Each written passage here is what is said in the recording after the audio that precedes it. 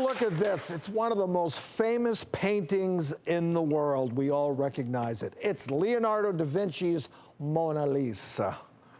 Do you like the way I said that? I love the way you said For that. centuries, art aficionados and critics have wondered, is her face smiling or is that a grimace? Personally, I think the woman just has too much Botox. No. You would. That's 16th century Botox. That Okay, good well, stuff. You never know. That's the way my mind Never works. know. No, but now, seriously, and now scientists may have discovered why people can't agree.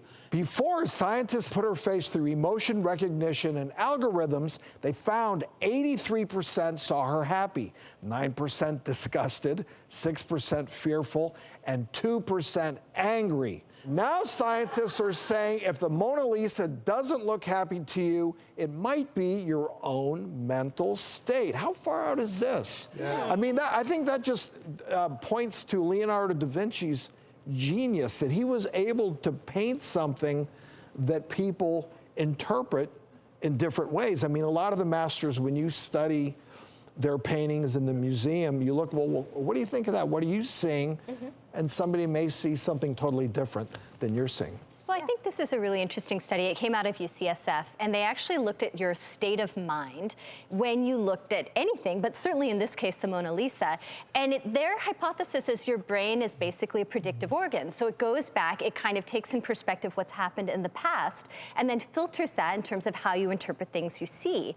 So if you're going into a museum and you're in a really lousy mood, you're a lot more likely to think that she looks angry. Right? But if you walk in and you're a peaceful state of mind and you're kind of really happy, then you're probably more like in that 83% who just thought she was outright happy. And we process things like that all the time. If we go to the movies or turn something on TV, if it's sad and you're already sad, that may not be the best thing for you to watch. Yeah. Or if you're already angry and you're seeing people angry on the screen, maybe not a good thing. Yeah, it just augments how you're already feeling. It's like a Rorschach test, almost, right? Exactly. You know, so when I saw her at the Louvre, and it was like she's far away and it's this small, yeah, I found her sneaky, mischievous, and needing a kiss.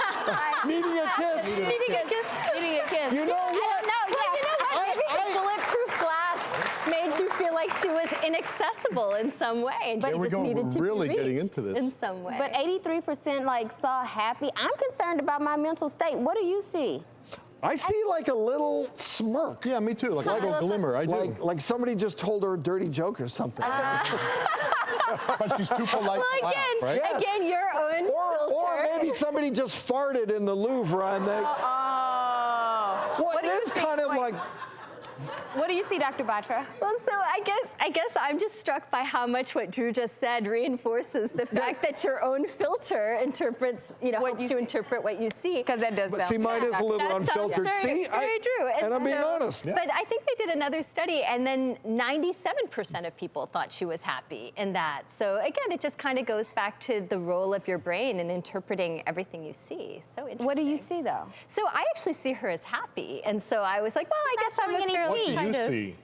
I see her as a polite woman who's like listening to a conversation, but she's thinking in her head, when is this going to be over? Oh. She kind of has a jerk smirk on her face. Too. I see that. That's what I see. If you ask me what you just described, if you ask me, do you see that? And then I go, yeah, I do see that, even though I initially saw that little smirk. I sort of see quiet contentment, though. I just think she's kind of at peace. Especially with the hands. Yeah, she's just kind of at peace with things.